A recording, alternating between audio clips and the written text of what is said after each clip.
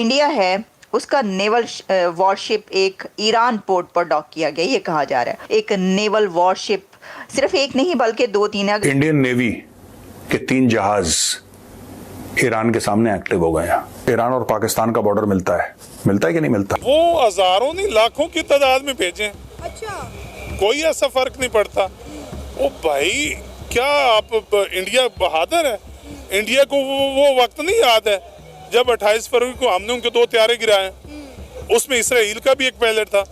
तो इसराइल की भी औकात हमें पता है और इंडिया की भी औकात हमें। लेकिन एक बात बड़ी क्लियर है कि खित्ते में तबले जंग बच चुका है। ऐसे हालात चल रहे हैं, नेतन्याहू साहब कह रहे हैं कि हम बदला लेंगे, हम हमला करेंगे ईरान पर। अच्छा बुखारी साहब, अगर इन दोनों के दरमियान जंग लग जाती है तो यकीनन खतरनाक हालात पैदा होंगे। फिर जो एक पर्शियन गल्फ अगर खुदा न खास्ता बंद हो जाता है तो फिर तो तेल की कीमतें काफी बढ़ जाएंगी और उसके जेरे साया या असरअंदाज बाकी मुमालिक भी होंगे। जो बाइडेन ने बताया ना, ये कौन सी जंग है कि भी आप एक साइड पे इसराइल को सपोर्ट कर रहे हैं, इंडिया वाले भी आ गए उसमें।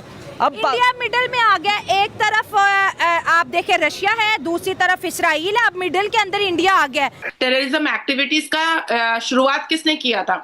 हमास और फलस्तीन ने किया था। बाद में समर्थन हमास और फलस्तीन को किसने दिया? ईरान ने दिया। तो मुझे ऐसा लगता है कि ईरान और फलस्तीन को जाकर के इजराइल के नेतन्याहू जी से माफी मांग लेनी चाहिए। मैंने पहले बोला, इसराइल साल भर से खित्ते के कमजोर ममालिक के लिए अजाब बना हुआ है। बस्तियों की बस्तियां फूंक डालता है और अक़वाम आलम मुज़म्मती बयानात दाग कर फर्ज अदा कर लेती है। तो यूक्रेन की फेवर में अमेरिका ने अपनी आर्मी नहीं भेजी रशिया के अगेंस्ट में, तो कैसे हो सकता है कि इजराइल की सपोर्ट में इंडिया अपनी आर्मी भेजे? कुछ लोग ये कह रहे हैं कि जो ईरान है उसने मदद तलब की है, वो हेल्प चाहता है इंडिया की, यानी ईरान इस वक्त मदद मांग रहा है भारत से। तो देखें, अगर हम देखें तो इजराइल भी मदद मांग रहा है भारत से। अब इंडिया का रोल क्या है? इंडिया तो सैंडविच हो गया दोनों के बीच। अब इंडिया का ये रोल होगा कि चंद एक दिन बाद आप यहाँ खड़ी होकर ये बात कर रही होंगी कि इंडिया ने एक बड़ी डेवलपमेंट सामने आई है और इंडिया का नेवल वॉरशिप डॉक किया गया है। और ये खबर ये है कि इस वक्त क्योंकि वॉर एस्केलेट कर रही है, आप जानते हैं, और जाहिर है कि ऐसी सिचुएशन में तमाम कंट्रीज़ जो है तैयार होती हैं। तो जो इंडिया है उसका नेवल वॉरशिप एक ईरान पोर्ट पर डॉक किया गया, ये कहा जा रहा है। एक नेवल वॉरशिप सिर्फ एक नहीं बल्कि 2-3 है। कुछ लोग ये कह रहे हैं कि जो ईरान है उसने मदद तलब की है, वो हेल्प चाहता है इंडिया की, यानी ईरान इस वक्त मदद मांग रहा है भारत से। तो देखें, अगर हम देखें तो इजराइल भी मदद मांग रहा है भारत से। इजराइल ने तो जो नक्शे दिखाए थे नेतन्याहू ने वहाँ पर खड़े होके जनरल असेंबली में, यूनाइटेड नेशंस में, उसमें जो एक मैप था उसमें इंडिया की कंट्रीज़ भी, जिसमें उन्होंने कहा ब्लेसिंग जो था जिसके ऊपर, उसमें इंडिया भी शामिल था। और फिर वो तो मदद मांगने की उनको ज़रूरत ही नहीं है, बल्कि ये जब हसन नसरुल्लाह का कत्ल हुआ तो उसके फ़ौरन बाद तो भारत के प्राइम मिनिस्टर नरेंद्र मोदी की कॉल, उन्होंने बात की है, डिस्कशन हुई है, टेलीफोनिक कन्वर्सेशन नेतन्याहू और मोदी के बीच। तो ऑब्वियसली जब ऐसी सिचुएशन है तो इंडिया एक ऐसा कंट्री इस वक्त है, इतना ताकतवर है, एक ऐसी पोजीशन में है कि ऐसे किसी भी बड़े एस्केलेशन में दुनिया की उसको देखा जाएगा। जो बाइडेन ने बताया ना, ये कौन सी जंग है कि भी आप एक साइड पे इसराइल को सपोर्ट कर रहे हैं, इंडिया वाले भी आ गए उसमें। अब इंडिया मिडिल में आ गया। एक तरफ आप देखें रशिया है, दूसरी तरफ इसराइल है, अब मिडिल के अंदर इंडिया आ गया।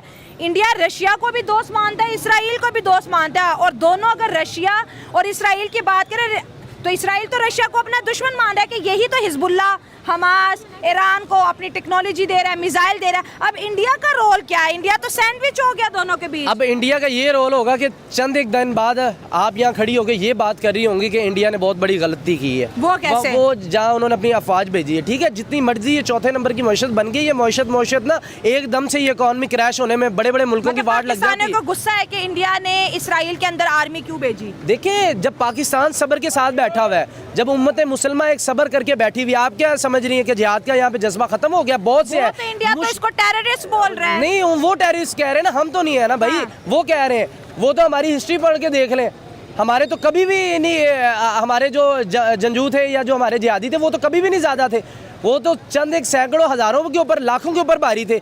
ये भी टाइम आएगा उम्मत मुसलमान जाग रही है, ये ना सोचें चंद एक मजबूरियों की वजह से अगर कोई चुप है तो वो मजबूरियां खत्म हो जाएंगी। ये बॉर्डर कोई हैसियत नहीं रखती, मतलब डॉलर की हमारा मजबूरी खत्म कोई हो चक्कर जाएगी। नहीं है, खत्म हो जाएगी। जब एक हद से बात बढ़ जाएगी ना, जब ये खुद डूबने वाले होंगे। अभी आप तैयब उर्दुगान का बयान सुनोगे ना, लिबनान फलस्तीन के बाद अब बारी हमारी है। जब ये टर्की पे बात जाएगी, ये सऊदी अरब वाले ना सोचें की भी बारी, अगर ईरान पे अटैक होता है तो इसके जो है असरात पाकिस्तान तक भी आएंगे ना। हमारा बॉर्डर तो ईरान के साथ लगता है। असरात आएंगे, जब असरात आएंगे, देखिए जब भी कोई असरात आते हैं ना, उसका पॉजिटिव भी एक होता है और नेगेटिव भी होता है। हम दोनों चीज़ों से तो सोच रहे हैं। इसराइल हम तक भी पहुंच सकता है। इसराइल ये सोचने से पहले वैसे ही गर्क हो जाना है। मैं सल्यूट पेश करता हूँ पूरे ईरान को और वहाँ की उम्मत मुसलमान के लोगों को। उनका ये बड़ा अच्छा फैसला है। देखें, अभी तक ईरान जो है वो एटमी ताकत नहीं है। हम एटमी ताकत होते हुए भी अभी सोच रहे हैं कि किसके ऊपर हमला करना है या नहीं।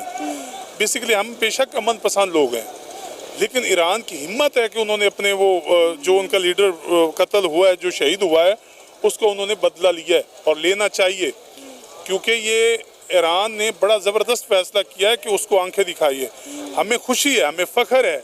कोई तो हमारा इस्लामिक मुल्क है जो इसराइल को आंखें दिखा रहा है। अब खबर ये निकल कर सामने आई है कि इंडिया सपोर्ट कर रहा है इसराइल को और इंडिया ने अपनी हजारों की तादाद में आर्मी भेज दी है इसराइल के अंदर। वो हजारों नहीं लाखों की तादाद में भेजें, अच्छा, कोई ऐसा फर्क नहीं पड़ता। ओ भाई, क्या आप इंडिया बहादुर है?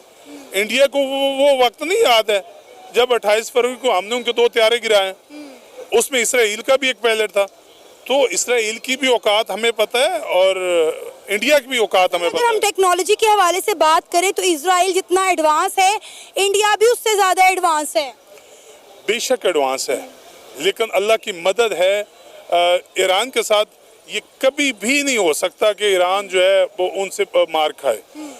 और अगर ये रहा इंडिया, ये जितनी मर्जी फौजें भेजता रहे, इंडिया बुज़दिल है। ये ना हमारे साथ लड़ सकता, ना इंडिया चाइना के साथ लड़ सकता है। अभी चाइना ने इनका क्या हाल किया था लद्दाख में, याद है आपको? कितने किलोमीटर चला गया था चाइना उनके जमीन के अंदर, उनके मुल्क के अंदर चला गया था। अभी तो इंडिया खुद टूटने वाला है। इंडिया क्यों आगे भेज रहा है?